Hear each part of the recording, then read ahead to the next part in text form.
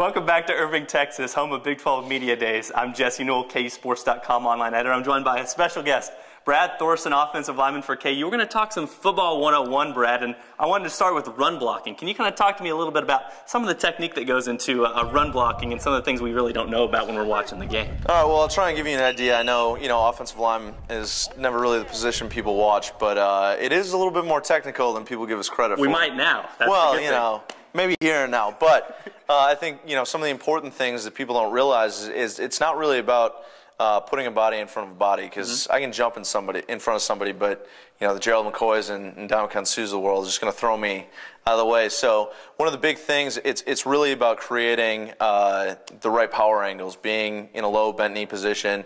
It's, footwork is the #1 most crucial thing. So our footwork changes depending on the play. So it could be something from, I'm stepping here on inside zone, and then all of a sudden I got to step here on outside zone, and that, that's 6 inches of difference. But we're talking about, if I take the wrong step, if I'm too wide on inside zone, there's going to be too much pressure on the running back inside, and if I'm too short on the outside zone, the end's setting he's setting contain on me. So footwork is the most imperative thing. It's something that we're going to drill half an hour a day every time we go out, and it doesn't even have to be against a dummy, because if your feet aren't just naturally quick, going to the right place, you're going to be getting beat by that defensive lineman every time. And the other thing is going to be hands. I mean, it makes sense. So feet and hands, the two things that are working. And the big part about it is, you always want to be able, you give yourself targets, but nothing's ever an exact science on the offensive line, because there's bodies moving everywhere. So, I'm going to get in here and I'm going to punch for you right there. Is this a target? Yeah. Okay. So we'll say play side number to armpit. Okay. And that's generally your zone target, whether it be inside or outside zone. And so I'm aiming for that point, but at the same time, you could be moving inside on me. You can go outside. So if you come inside, all of a sudden I'm too wide. You got to redirect back into the inside. And so hands are going to be crucial in allowing your feet to catch up. I think, if I'm overstepping and you're coming back inside, this inside hand becomes vitally important to keep you from beating me all the way across my body. I got to open you up here, right? You did a good job. Well, I'm not going anywhere. I don't want to abuse you. So, but and same token, if I'm stepping and I'm too short and you're going outside, this is the crucial hand for me to open you up to allow my feet to catch up.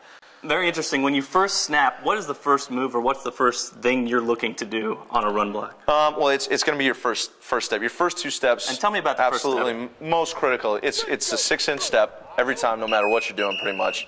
And your toe angle, it's if it's here in inside zone, toe angle's a little bit more upfield. Outside zone, you're opening the hip up. But it's not, that first step is not dictated on what the defensive lineman's doing. You know where his alignment's going to be, so you know kind of how he could play.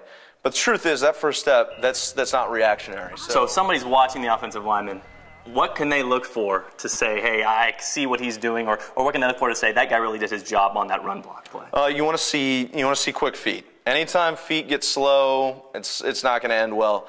You also want to see the guy. If you ever see the offensive lineman's helmet above the defensive lineman's, it's a loss, no matter what. And tell me why. Well, you've lost all your leverage. There's no power. So if you've got your helmet under theirs, your hips are going to be lower. You're going to be in a better bend, and you can power through them. And the last thing is that defensive linemen are going to try and make that tackle. When the ball is coming towards them, they're going to reach out their hands. They're going to give up on their technique. You reach out, I'm pushing right through here, and I'm taking you over. So as soon as that defensive lineman gives up on his technique, you should see the offensive lineman accelerate his feet. You want to see him drive through that block and really, take control of the guy who's now given up on what he's supposed to do because he wants to make the tackle.